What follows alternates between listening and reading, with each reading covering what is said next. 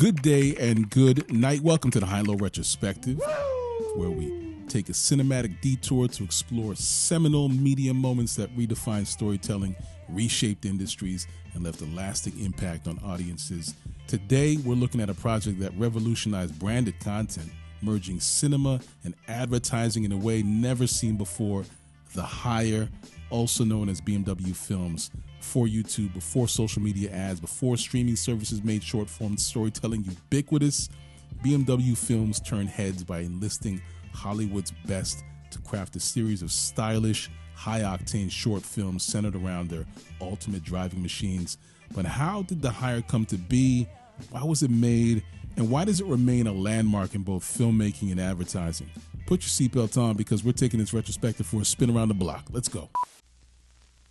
After years of intense work, Lexus is ready to celebrate. By the late 1990s, BMW was facing stiff competition from Mercedes-Benz, Audi, and Lexus. Traditional advertising, TV commercials, and print ads, they were no longer enough to make an impact in an increasingly cluttered media landscape. Enter BMW's marketing team led by Jim McDowell, who envisioned something bold.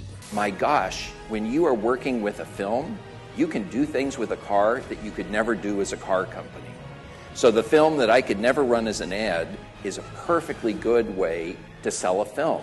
So a movie trailer opened our minds to a lot of things that were possible. A cinematic approach to advertising that would showcase their vehicles not through generic sales pitches, but through gripping Hollywood quality storytelling.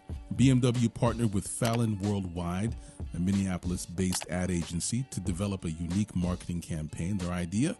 A series of high production value short films, each episode featuring a BMW model in an exhilarating, action-packed setting, but instead of making traditional commercials, they would blur the lines between marketing and entertainment, crafting films that audiences would seek out and watch voluntarily.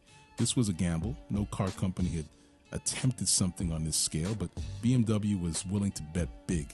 The result was The Hire, a series of 8 short films released online between 2001 and 2002, featuring an enigmatic driver played by Clive Owen.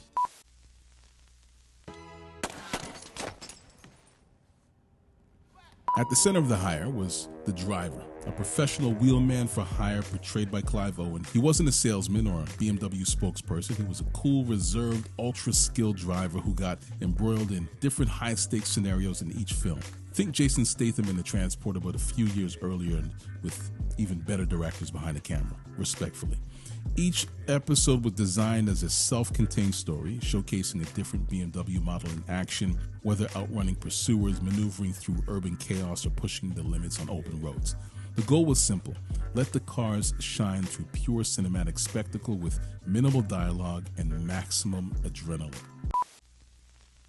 What made The Hire truly special was the talent behind the camera. BMW didn't just hire commercial directors, they enlisted some of the biggest and most respected filmmakers of the time. Got John Frankenheimer, who directed Ronin and The Manchurian Candidate. He directed Ambush. Ang Lee, director of Crouching Tiger, Hidden Dragon and Brokeback Mountain. He directed Chosen. Wong Kar-wai, director of In the Mood for Love and Chungking Express. He directed The Follow. Guy Ritchie, director of Snatch, Lock, Stock, and Two Smoking Barrels. He directed Star. Alejandro Gonzalez Iñárritu, director of Amores Perros, The Revenant, and Birdman. He directed Powder Keg. John Woo, director of Hard Boiled and Face Off. He directed Hostage. And Joe Carnahan, director of Narc and Smoking Aces, he directed Ticker.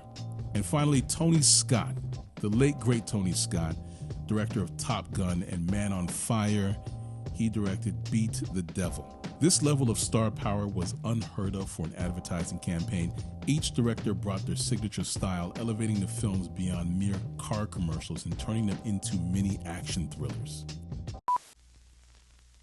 In my opinion, every installment of The Hire is good to great and worth repeat viewings, but here's some standout episodes you shouldn't miss.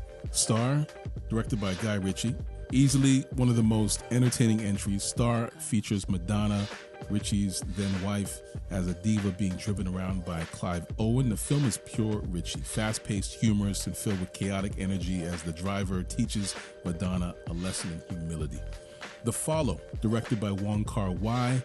Unlike the other high adrenaline entries, this one took a more atmospheric, emotional approach. The driver follows a cheating wife, and the melancholic, moody cinematography paired with Wong Kar-wai's signature storytelling makes it a standout.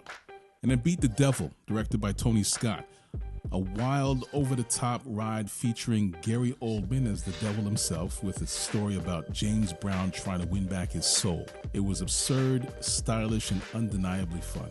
And finally, Ambush, directed by John Frankenheimer. Tense, stripped-down thriller that showcased BMW's handling and precision, proving that sometimes less is more.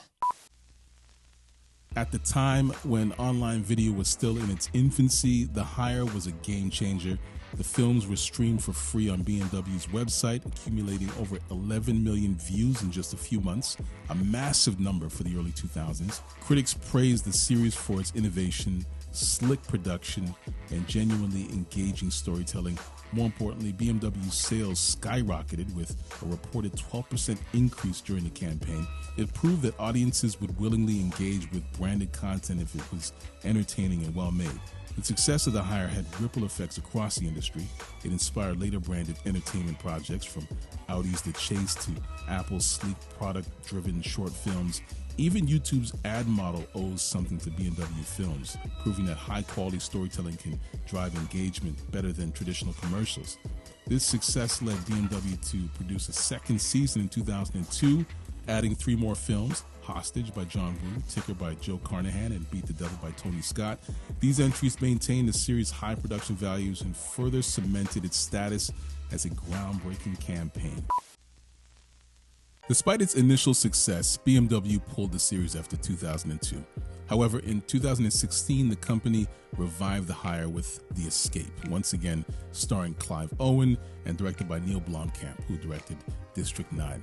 This comeback reinforced the series' lasting appeal and its status as a pioneer in digital marketing.